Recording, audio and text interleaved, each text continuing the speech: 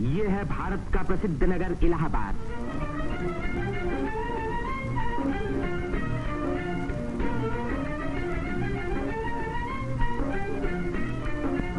यहीं पहल उत्तर प्रदेश में एक विश्वविद्यालय की स्थापना हुई।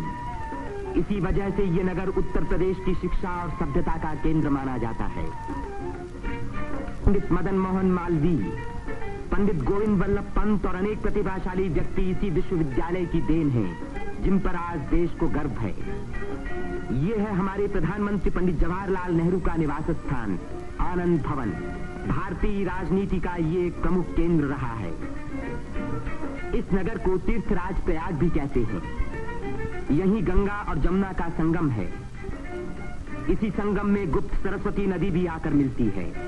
इसीलिए इस स्थान को त्रिवेणी संगम कहा जाता है।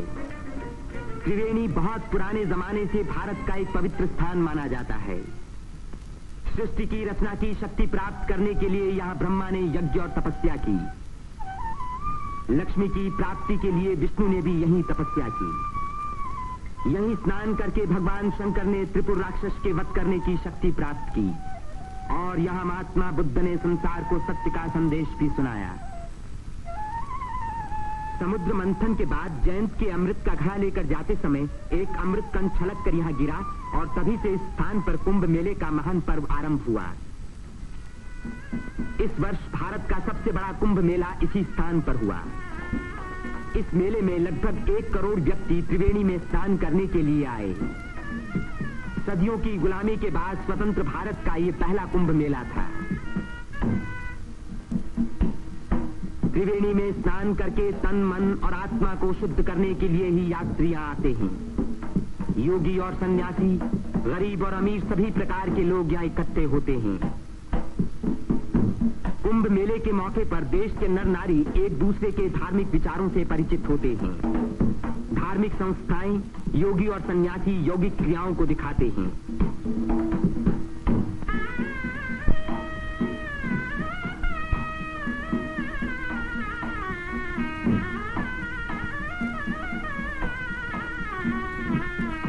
धार्मिक विचारों पर तर्क वितर्क होते हैं और देश के गौरवपूर्ण प्राचीन रहस्यों का उद्घाटन होता है।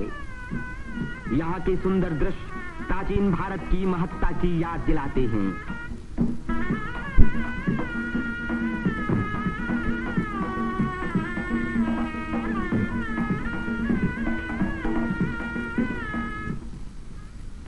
मेले के धार्मिक रूप के अलावा उसके दूसरे दृश्यों में सुंदरता और स्वतंत्रता का रंग चमक रहा था। रंग बिरंगी चूड़ियां, देवी देवताओं की मनमोहिनी मूर्तियां,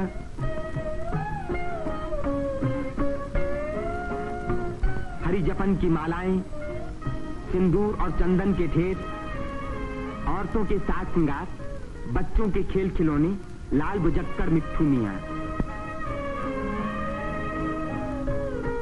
तीर्थयात्रियों की सुविधा और सुरक्षा के लिए और स्वतंत्र भारत के इस महान पर्व को सफल बनाने के लिए उत्तर प्रदेश सरकार ने अपनी ओर से कोई कसर उठा न रखी।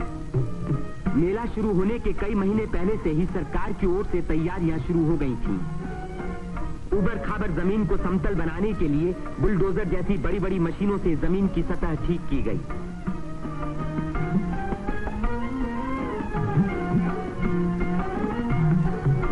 गंगा जी ने अपना किनारा 15 से 30 फुट गहरा काट दिया था, जिसके कारण यहाँ स्नान करना असंभव था।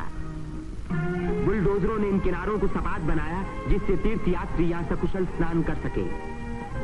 जिस काम को 1000 आदमी 3 महीने में खत्म नहीं कर सकते थे, उसी को 6 बुलडोजरों ने 15 दिन में पूरा कर दिखाया।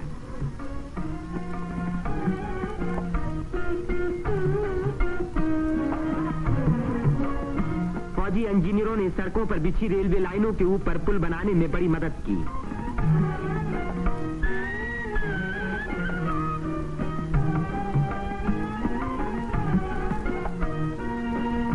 इससे रेलों के आने जाने के समय भीड़ सड़कों पर कभी न रुकी, बल्कि लगातार त्रिवेणी की ओर बढ़ती रही।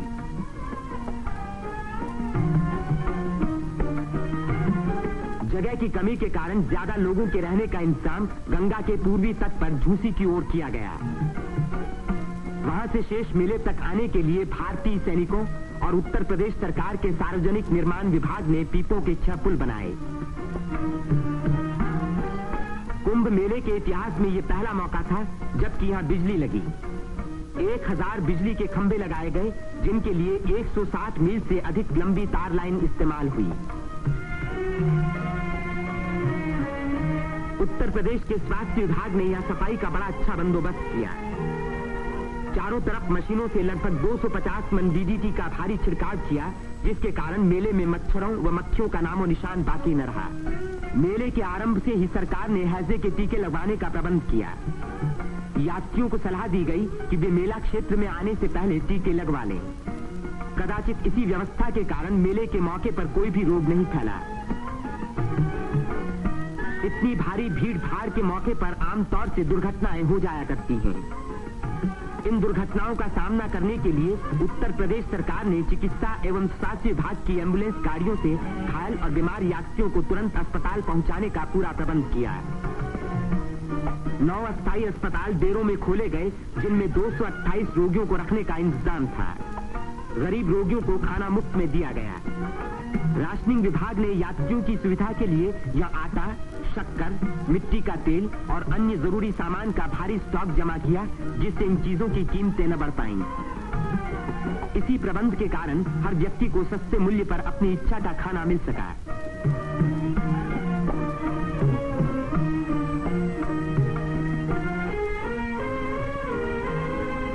सेवा समिति, अग्रवाल समिति और भारत स्काउट्स एंड गाइड्स जैसी स्वयंसेवक संस्थाओं ने यात्रियों के मार्ग निर्देशन, उनकी सुरक्षा और घायलों का प्राथमिक उपचार किया। पुलिस यात्रियों के संचालन का कार्य करती रही। आने जाने के लिए अलग रास्ते रखे गए। भीड़ को काबू में रखने के लिए चलते फिरते वायरलेस सेटों का इस्तेमाल किया गया।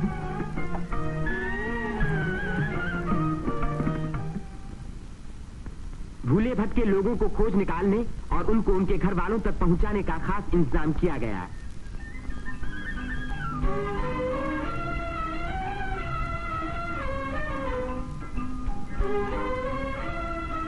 मेले में लाउड स्पीकरों का एक जाल बिछा दिया गया, जिससे भटके हुए लोगों का नाम पुकार पुकार कर उनको एक स्थान पर इकट्ठा किया गया।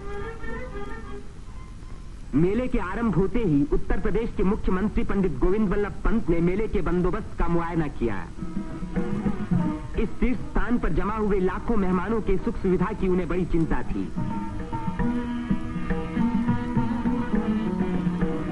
उन्होंने नाव पर सवार होकर घाटों का निरीक्षण किया।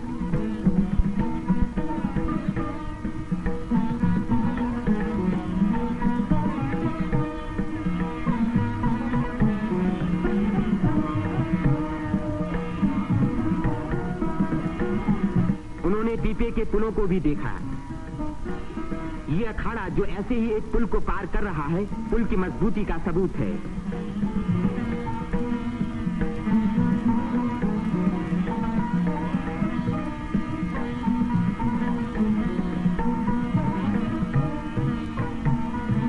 हमारे प्रधानमंत्री पंडित जवाहरलाल नेहरू ने भी मेले के इंतजाम का निरीक्षण किया। वे सड़कों पर घूमे और पुलों पर भी गए।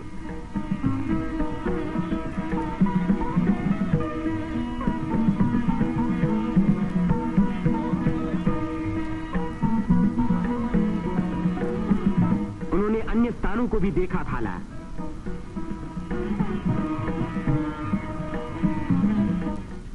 भारत के अन्य लाखों व्यक्तियों की भांति हमारे राष्ट्रपति श्री राजेंद्र प्रसाद ने भी त्रिवेणी में स्नान किया। इस दिन अपार जनसमूह यहाँ इकट्ठा था।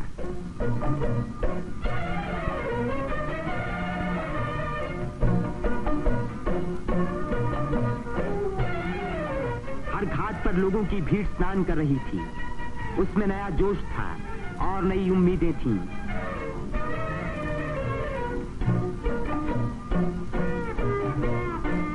ये दृश्य जाहिर कर रहा था कि इस भीड़ की महान रचनात्मक शक्ति के कारण देश का भविष्य उज्जवल है। उसकी इसी शक्ति के कारण हमारी उन्नति के बड़े से बड़े कार्य अवश्य सफल होंगे।